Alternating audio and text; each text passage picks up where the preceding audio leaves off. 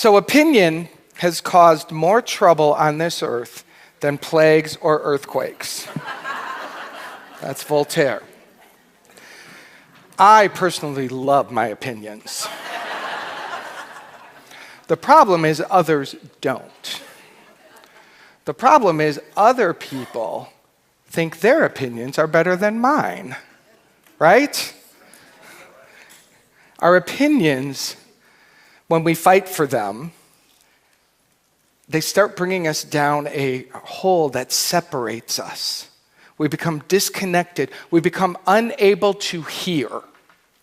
The opinion shuts down your ability to hear other people. And when you start fighting for it, we disconnect. Now, if we stay there, we will then move into, and it's not resolved, we will then move into finding some kind of resolution. We must find resolution for this discomfort. So if your opinion is not heard and appreciated, it will become more uncomfortable, and you will then move to something even more toxic, complaining. That's what we will do. We will begin to complain. It is, in the beginning, it creates a little bit of relief from the discomfort. Because I know you're right, you know you're right, nobody else knows you're right. Right? But the problem with complaining is that it is corrosive. It's destructive, and it's spiritually immature. So I've had people in the Rap with the Rev say to me, what changes are you going to make here? What changes are you going to make here? And I'm like, I don't know yet. But today I was like, we're going to make one powerful change, and it may already be here, I don't know. But this is a complaint-free zone. This is a complaint-free zone. It doesn't mean you don't feel frustrated. It doesn't mean those things happen. It just means we must move into a higher way to process it. We must mature and realize that our complaints are pointing, if we will allow it, back to a place in ourselves that needs prayer. It always is pointing to a precious part of ourselves. And when we allow ourselves to go, if we just don't let the complaint take over us and cause harm, we can actually get related to and say, what do I need right now? We can begin to become self-aware. And we can begin to turn to Spirit and pray from there. When you learn to use prayer to move through a complaint to the other side and realize that God has resolved it in you first, and then from the resolution, you become the solution. Do you get that? The complaint is the problem. Move through to the resolution, and then you have a solution, and then you make a difference. So do we want to complain and cause more harm, or do we want to rise up, move through, and create something new? This is what we're here for. So think about that. No judgment on this. Trust me. I have complained many, many, many, many times. And I can still find myself there like you. But we just find the point where we're sort of toggling and we're at a plateau. And we go, this is the place to grow to the next level. How can I be more thoughtful with my word? Last week, we talked about the power of denials. And that denials are a spiritual practice of unplugging the flow of your power into a negative, fearful thought, pulling that cord out with the power of your word. This is not true about me. This is not what my reality is. No, a wonderful word. To unplug from the old patterns. This week, now that we're unplugged from that, we have a free cord, and we can plug it into the other side of this spiritual practice, the yin and the yang, affirmations. Now, I know many of you have heard about and done and studied affirmations for decades. But today, I invite you to really find a new relationship with it. I actually like to call them adamants. I'm adamant about what is true. I'm adamant about the reality that I am here to create. Affirmations, they assert positively that it is so, even in the face of all contrary evidence. And this is where you may find yourself feeling crazy, and other people will tell you you're crazy because you're looking at a problem and you have decided that there's something else for you. And with the power of your thought and the power of your word, which activates the feeling body, you begin to carve a new reality. That's what affirmations do.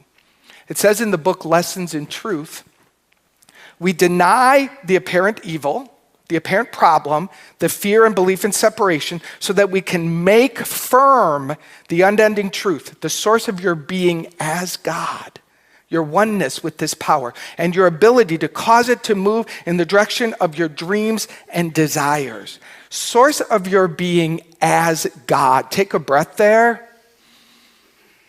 For some of you, that's hitting the blasphemy button. As God. As God. You as God. That deserves a lot of time and attention and the willingness to face all the ways that this world wants us to divide and separate and say, well, a spark of God. Well, you can reach out to God. And we here affirm that our whole being is created from and as this presence of love. So denials have that erasing, dissolving tendency, and affirmations build up, and they give strength, and they give us courage to create anew. We must speak the word, and trust the word, and enjoy the word, and speak about the fulfillment of the word, and use the word to cause. This is our job. We build all around the world. But there's one thing, well, two things, you'll get the other later. But the first thing that you cannot and must not do with the word, which all of you do, sorry to call you out, you can't try to make it happen. This is where we get stuck. That's where the breakdown happens. Oh, I have an idea. Oh, I know this can shift. And then we go up into the mind and we try to figure it out. We've got to fix this problem. We've got to step out and give people our opinion on how we think it should change. We do the very thing that is not your job. It's not your job.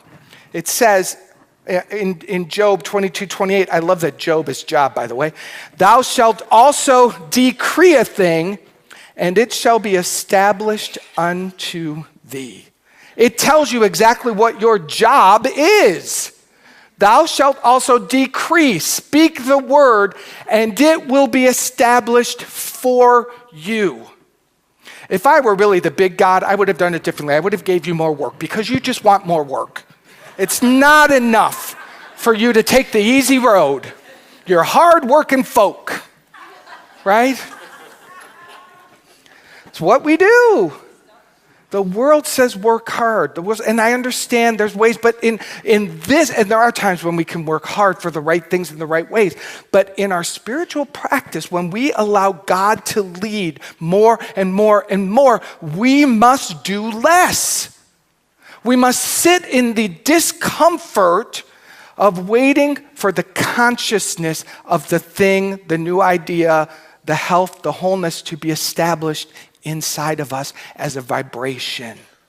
And then that vibration does the work greater than you ever could do.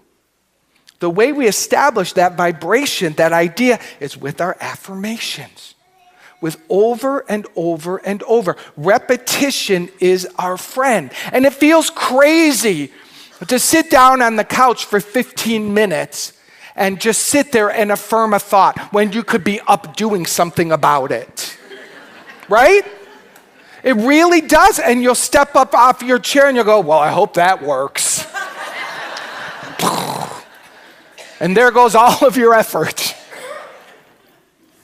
It sounds crazy to us, but this is the part, this is where we are. And we have to slow down the doing and increase the affirming, increase the being, increase the energy of what is true and what you want. And you will prove it yourself.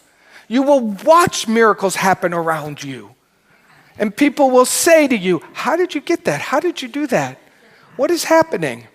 And you're like, you're never going to be able to do it. I'm sorry, you're not gonna, it's just too easy. It's just too easy. This universe, this God, this presence, whatever you call it, it adores you. It's vibrating in every cell of your being. It only wants to be made known and manifest for you. But you're not going to get there from what you're not. You're going to get there by letting it and letting it and letting it. So, let me see where I am. How do affirmations work? Affirmations, going to give you a quick lesson right here. And by the way, this will be on our Facebook page. You don't need to take notes, or if you want to, you can always go to our Facebook page to get notes of our talks. So an affirmation is in first person. I don't say an affirmation for you. This is I. I am the connector. I am this. I. First person is where this affirmation happens and it's a positive statement. Positive, activating the goodness that is already inside of you. I am love, present tense, now. In affirmations, there is no I am going to. And that's tough because we think that way. We think a lot in future tense. And the power of the affirmation in the now moment challenges us because the mind will say, well, that's not true right now. I am now 180 pounds. The mind says, no, you ain't, fool, you're 205.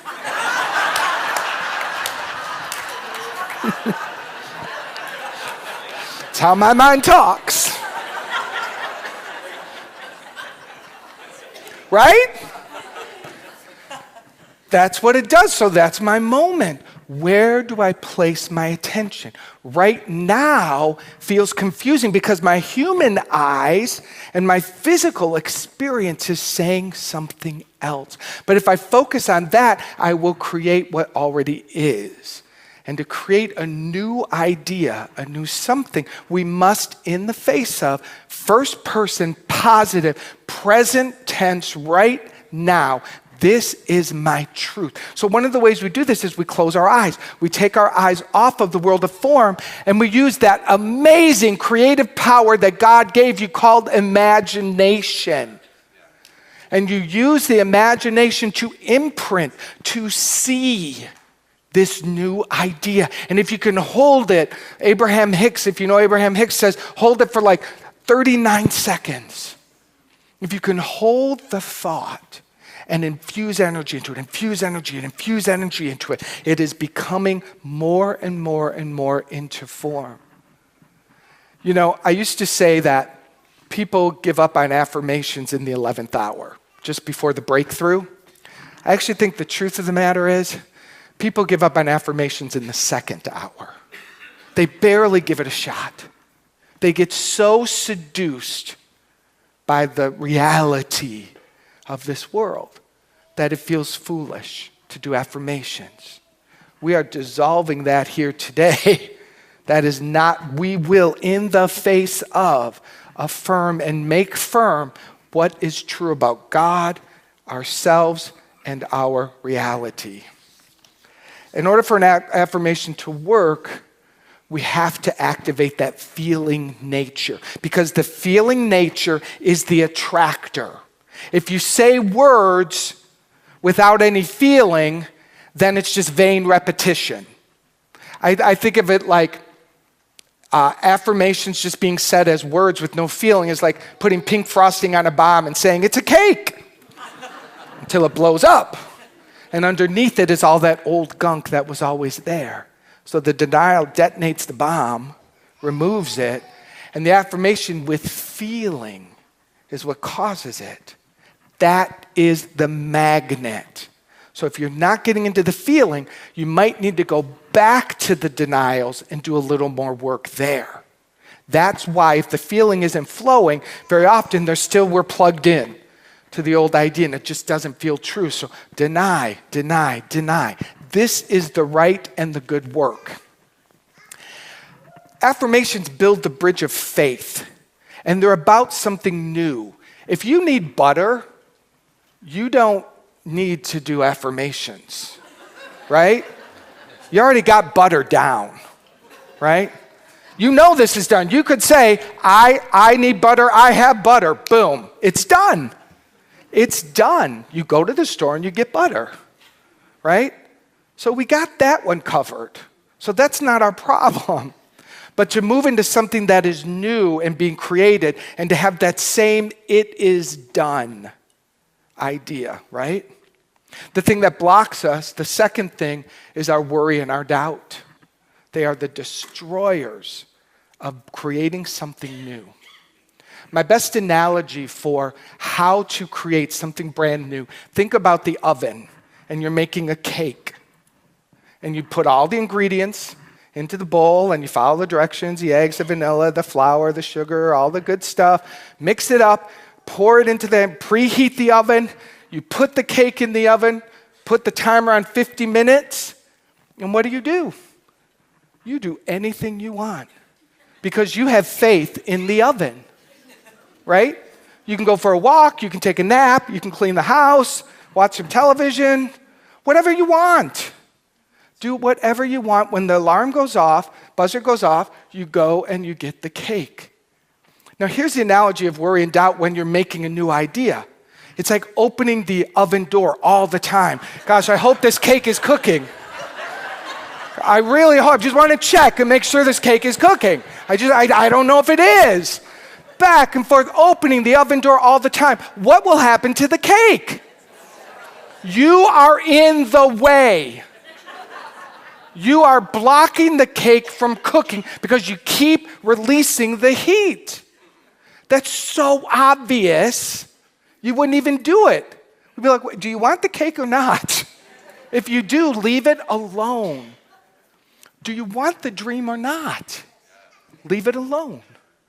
Do you want the health? Do you want the relationship? Do you want whatever you want? If you do, put the ingredients in, affirm it, put it in the universal oven to bring it to you, and leave it alone. Look forward to it. Right? Does that make sense to you? Sure, give me some love.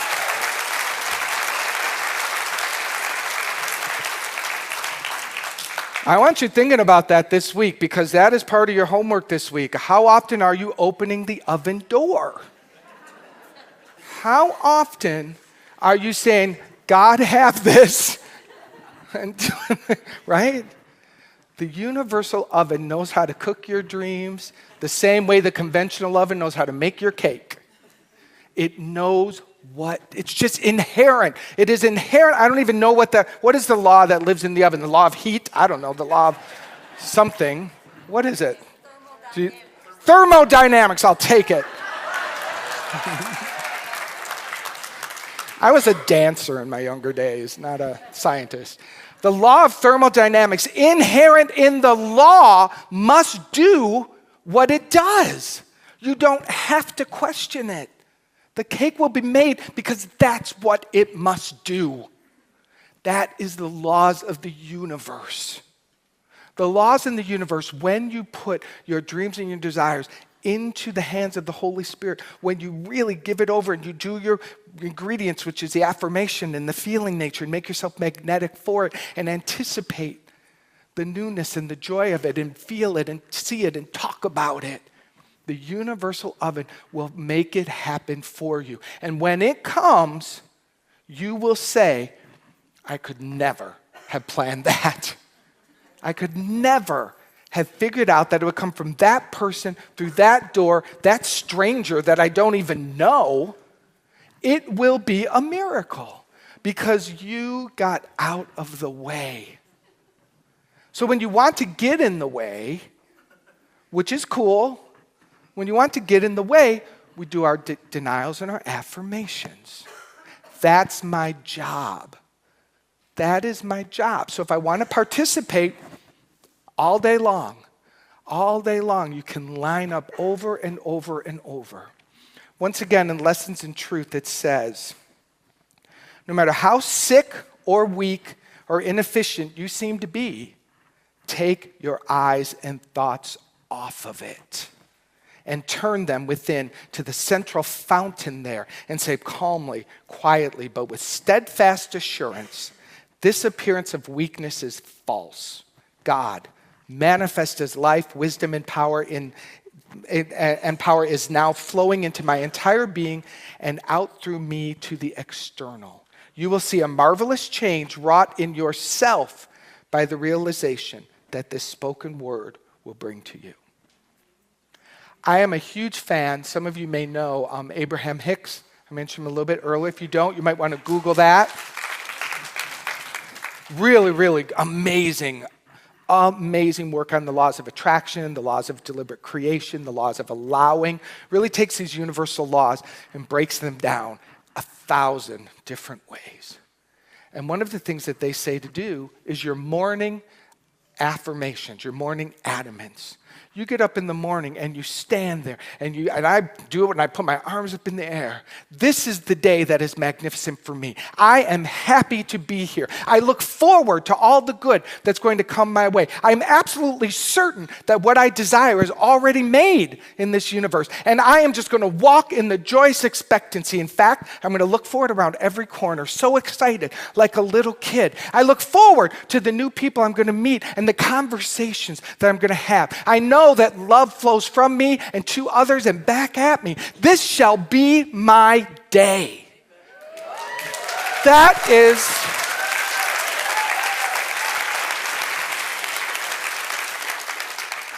or you could roll out of bed and go, ugh. Which one do you want? Again, this getting up and doing your adamants for 39, 69 seconds, whatever, taking a minute to speak your truth with power and conviction and get the energy flowing, that's foreign. That's foreign. But do you want something new? It's all right here. This amazing community and the spiritual teachings inside the banner of unity have everything you need for the most magnificent life. It's right here. And for me, it so begins with God. Like I'm such a God guy. I'm like so in love with God. And that's really weird because I hated God. When I was a kid, I wanted nothing to do with that guy. Nothing. I had been deeply wounded spiritually. So to stand here on a stage and tell you how much I love God, that's weird still even to me. But that's the power. That's the power. And the more I give myself to that, the easier life becomes. And then I hit a new plateau where I have to let it be even easier. And so I freak out for a while. And I try to take control back. But that's our journey. That's our becoming. Yes? Take a breath.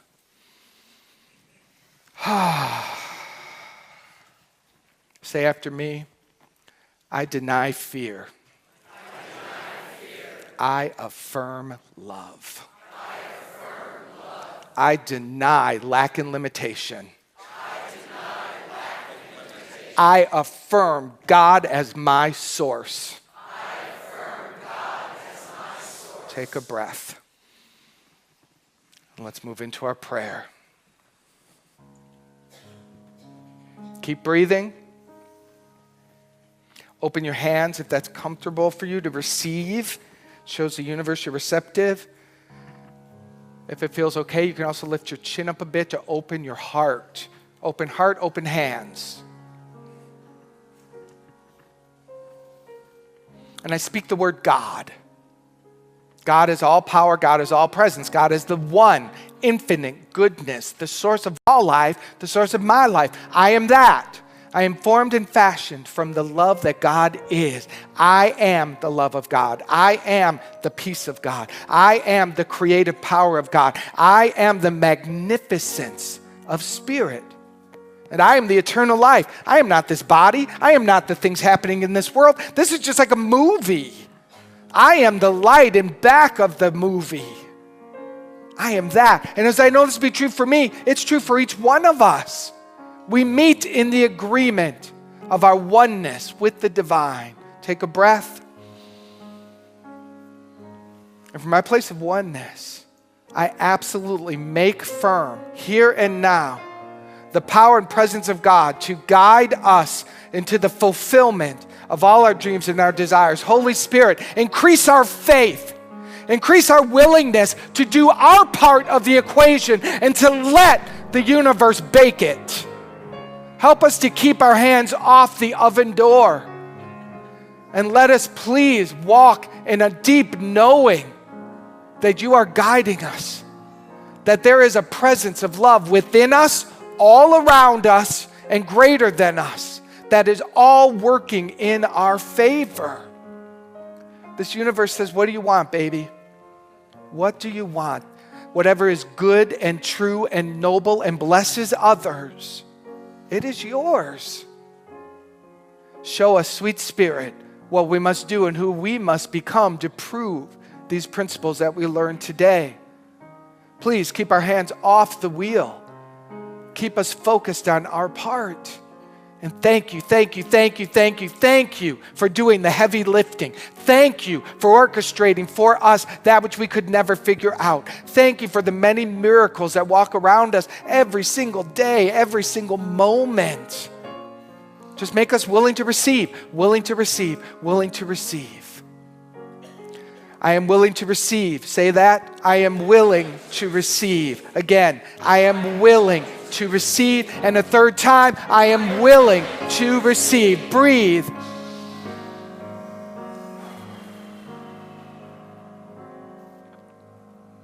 Take a moment and feel this expansion. You should feel a little bit more space around you, even a little bit. This is what I'm talking about. You just shifted your energy. You just expanded it. We did it together. And for this, I give thanks. I give thanks for all that's possible for us now.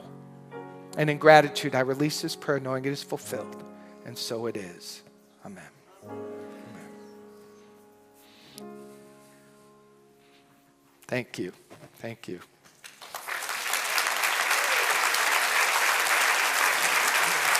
Thank you.